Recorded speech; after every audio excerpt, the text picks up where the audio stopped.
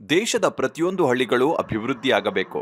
ಆ ಅಭಿವೃದ್ಧಿಯ ಸಾರಥಿ ಡಿಜಿಟಲ್ ಆಗಿರಬೇಕು. ಹೌದು, ಇದು ಡಿಜಿಟಲ್ ಯುಗ.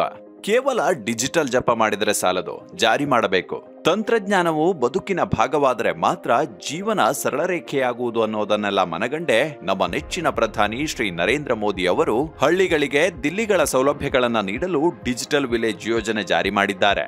ಈ ಯೋಜನೆಯಡಿ ಗ್ರಾಮಗಳಿಗೆ ಬ್ರಾಡ್ಬ್ಯಾಂಡ್ ಸಂಪರ್ಕ ಕಲ್ಪಿಸಿ ಎಲ್ಲ ರೀತಿಯ ನಾಗರಿಕ ಸೇವೆಗಳನ್ನ ಜನರ ಮೊಬೈಲ್ ಬಾಗಿಲಿಗೆ ತಲುಪಿಸುತ್ತಿದ್ದಾರೆ.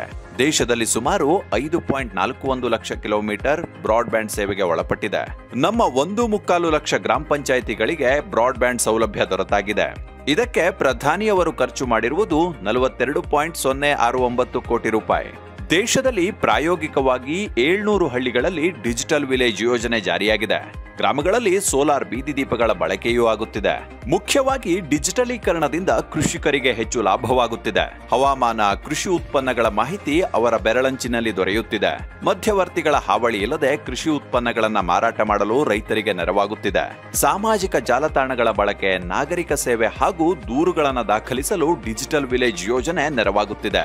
ಅಲ್ಲದೆ ಗ್ರಾಮೀಣ ಭಾಗದ ಮಂದಿಗೆ ಬ್ಯಾಂಕಿಂಗ್, ಪೋಸ್ಟ್ ಆಫೀಸ್ ಸೇವೆಗಳು ಮನೆಯಲ್ಲೇ ಕೂತು ಪಡೆಯುವಂತಾಗಿರುವುದು ಡಿಜಿಟಲ್ ನೀಡುತ್ತಿರುವ ಪ್ರಯೋಜನ. ಹೀಗಾಗಿ ಬಡವರು, ಹಿಂದುಳಿದ ವರ್ಗದವರು ಬ್ಯಾಂಕಿಂಗ್ ಕ್ಷೇತ್ರಕ್ಕೆ ತೆರೆದುಕೊಂಡು ದೇಶದ ಅಭಿವೃದ್ಧಿಯ ಭಾಗವಾಗಿದ್ದಾರೆ. ಕರ್ನಾಟಕದಲ್ಲಿ ಧಾರವಾಡದ ಕೋಟೂರು, ಬಳ್ಳಾರಿಯ ಕಲ್ಲುಕಂಬ, ಬೆಳ್ತಂಗಡಿ, ವೇಣೂರು ಸೇರಿದಂತೆ 35 ಹಳ್ಳಿಗಳು ಯೋಜನೆಗೆ ಆಯ್ಕೆಯಾಗಿವೆ. ಬದುಕಿನ ಮನ್ವಂತರ ಕೂಡ ಅಭಿವೃದ್ಧಿಯ ಸಂಕೇತ.